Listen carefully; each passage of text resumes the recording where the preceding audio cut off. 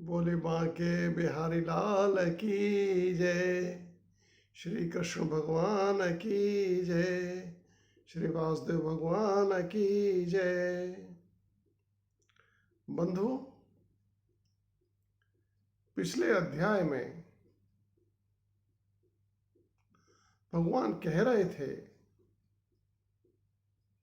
कि तुम निश्चिंत होकर के कर्म संबंधी धर्म का पालन करते हुए ईमानदारी से धर्म के पालन में स्थित रहते हुए काम भोग ऐश्वर्य की चिंता छोड़ करके तुम सुख शांति से परिपूर्ण आत्मसंतुष्ट व्यक्ति हो, क्योंकि धर्म के पालनकर्ता को सुख शांतिपूर्ण जीवन जीने का मौका मिलता है। इस कर्म संगत धर्म की और भी विशेषताओं को बताते हुए कृष्ण 46वें श्लोक में अर्जुन से कुछ इस प्रकार बोले। कृष्ण उवाच यावानर्थोदपाने सर्वतः संप्लुतोदके तावान सर्वेषु वेदेषु ब्राह्मणस्य विजानतः यावानर्थोदपाने सर्वतः संप्लुतोदके।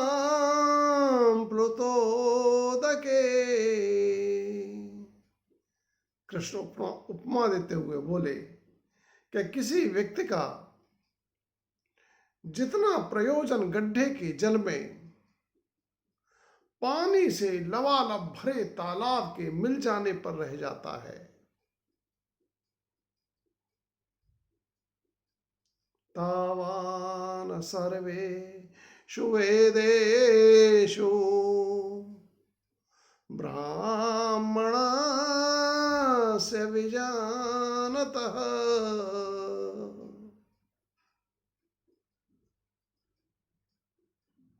उतना ही प्रयोजन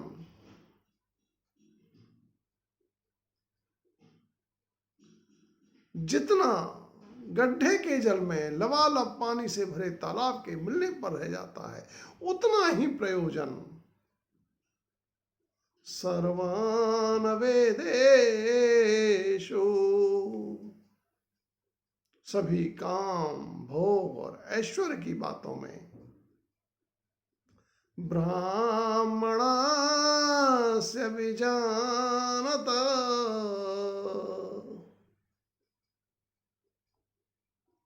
ब्राह्मणस्य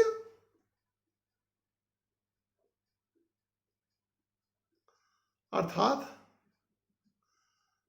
जो मोक्ष के मार्ग का अनुगामी है, जो ब्रह्म का अनुगामी है, वो ब्राह्मण। जो मोक्ष का अनुगामी है वो ब्राह्मण अर्थात मुमुक्षु,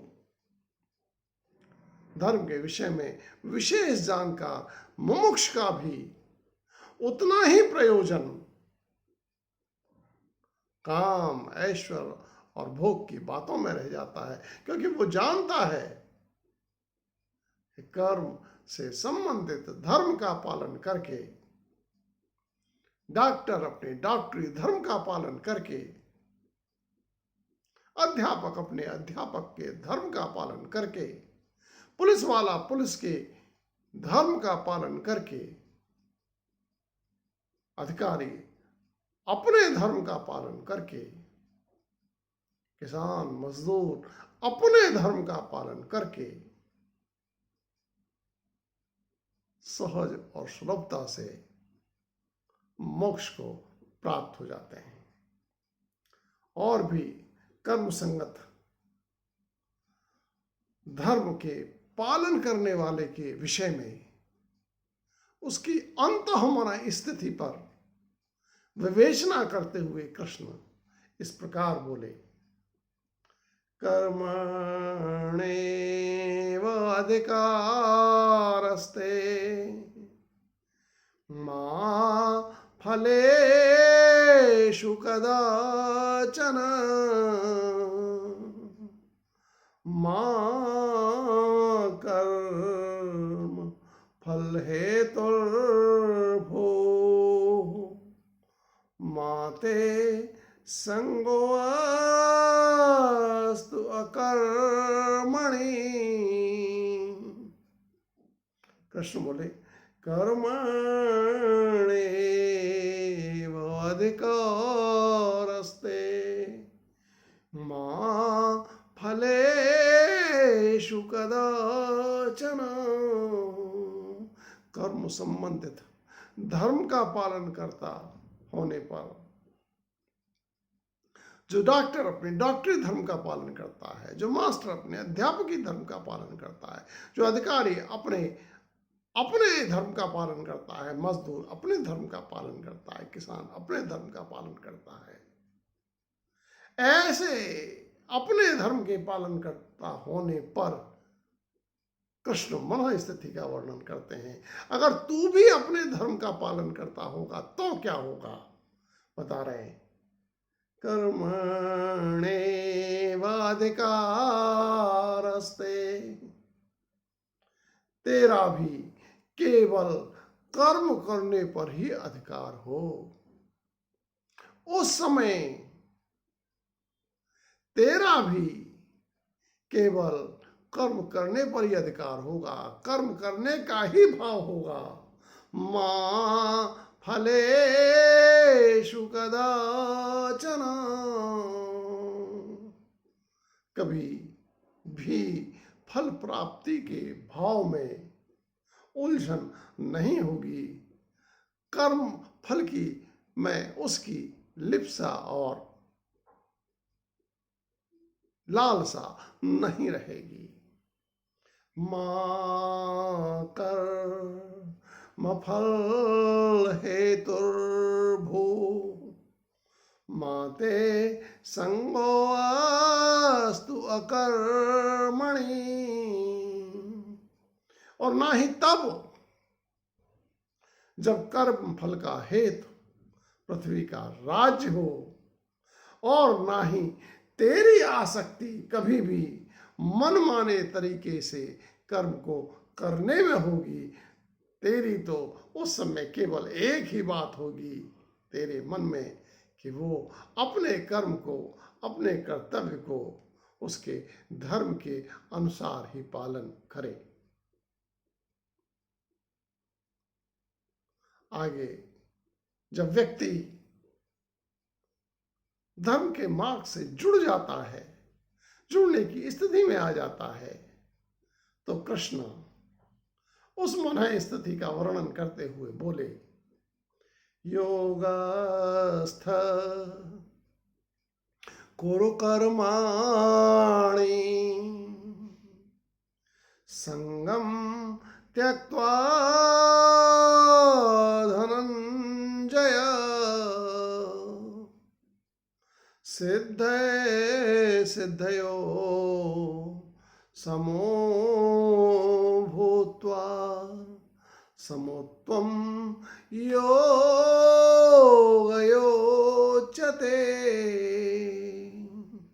योगस्थ कुरु कर्माणि संगम त्यक्त्वा धनंजय। हे धनंजय, फल की आसक्ति को त्याग करके, फल की लालसा को छोड़ करके, फल के ही लिए काम करने के भाव को छोड़ करके, हे धनंजय, तू कर्मों को, कर्मों से संबंधित धर्म से जुड़ करके कर। तू कर्मों के धर्म को पालन करने के लिए कर। सिद्धे सिद्धो समो भूत्वा समत्वं योगयोच्यते।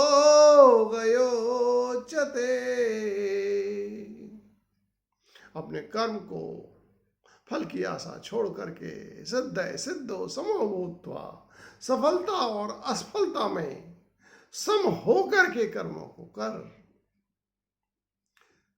समत्वम योगे उच्यते।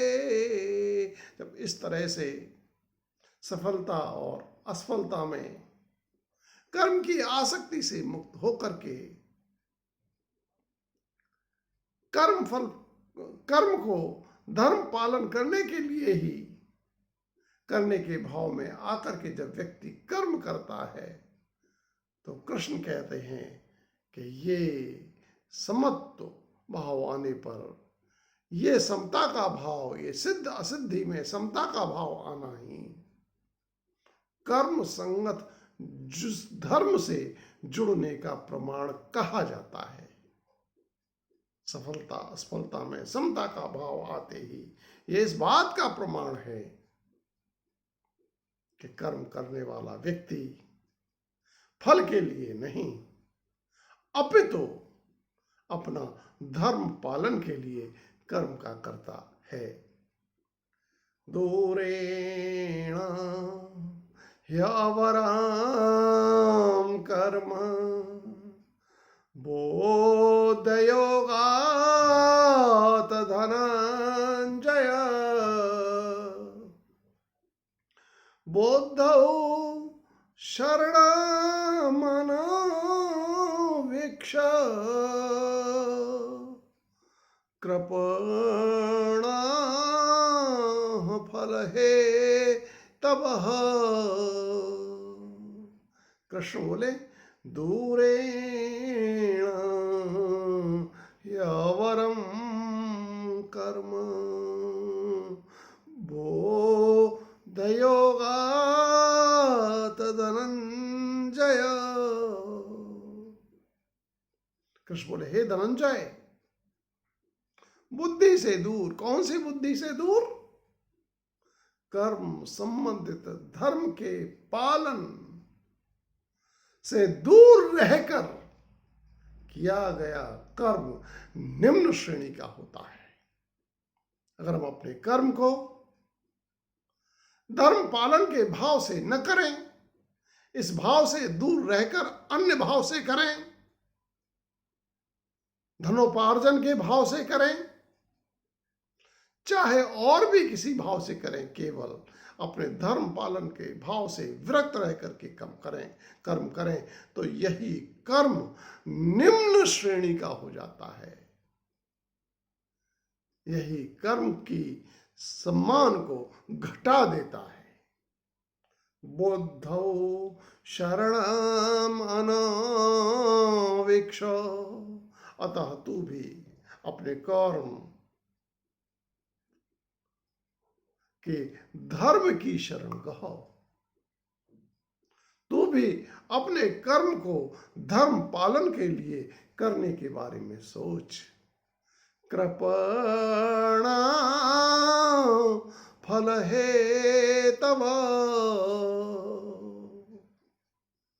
केवल फल की सोच रखने वाले, फल का चिंतन करने वाले, कर्म के परिणाम का ही स्मरण रखने वाले, उसी के लिए प्रयास करने वाले लोग तो अत्यंत दीन होते हैं। और भी कर्म संगत धर्म के बारे में आगे बताते हुए कृष्ण बोले बोधयुक्तो जहातीह उभे सुकृत दोषकृते तस्मात् योगाय युज्यस्व योगः कर्म सुकौशलम। कृष्ण बोले बोध युक्तो जहातीह उभे सुकृत दोषकृते। बुद्धि युक्त हो, विचार से युक्त होकर के। किसके विचार से युक्त होकर के? कर्म संबंधी धर्म को पालन करने के विचार से युक्त होकर के व्यक्ति कर्म के अच्छे और बुरे होने के भाव को छोड़ देता है। क्योंकि अच्छा बुरा कर्म का परिणाम बताता है। जब हम परिणाम के प्रति लालायित ही नहीं है, परिणाम के लिए चिंतित ही नहीं है, केवल कर्म के धर्म को पालन करने के लिए चिंतित हैं, जो धर्म कर्म को उत्कृष्ट और महान बना देता है, तो कर्म के धर्म के पालन के विचार से जुड़ा व्यक्ति तो कर्म के अच्छे बुरे भाव होने को ही छोड़ देता है। इशारा है कि तू भी कर्म के धर्म के हिसाब से कर्म को करने की सोच, कर्म के अच्छे बुरे होने का भाव को छोड़, और छोड़ करके तस्मात् योगा युज्यस्व योगः कर्मसु कौशलम्। तस्मात् योगः युज्यस्व। अतः तू भी धर्म से जुड़ने के लिए कर्म कर, तू भी धर्म को पालन करने के लिए कर्म से जोड़, कर्म को कर। योगः कर्मसु कौशलम। धर्म पालन करने के लिए कर्म से जुड़ना ही कर्म में कौशल कहा जाता है, या आध्यात्मिक कौशल है कि जब हम कर्म से इसलिए जुड़ें कि हम कर्म के धर्म का पालन करें, तब आध्यात्मिक दृष्टि से ये कर्म में कौशल है। सामान्यतः इस लोक में तो हम कर्म को चाहे जिस उल्टे सीधे तरीके से सांसारिक दृष्टि से सफल कर लाएं तो हम कुशल कहे जाते हैं, लेकिन भगवान की दृष्टि में तो कुशल वही है जो अपने कर्म को इसीलिए करता है कि वो अपने धर्म का, कर्म के धर्म का पालन करे, और पालन करते हुए ही वो कर्मों में कुशल कहा जाता है। गोविंद जय जय गोपाल जय जय राधा रमण हरि गोविंद जय जय श्री कृष्ण गोविंद हरे मुरारी श्री कृष्ण गोविंद हरे मुरारी। हे नाथ नारायण वासुदेवा। जय श्री कृष्ण बंधुओं।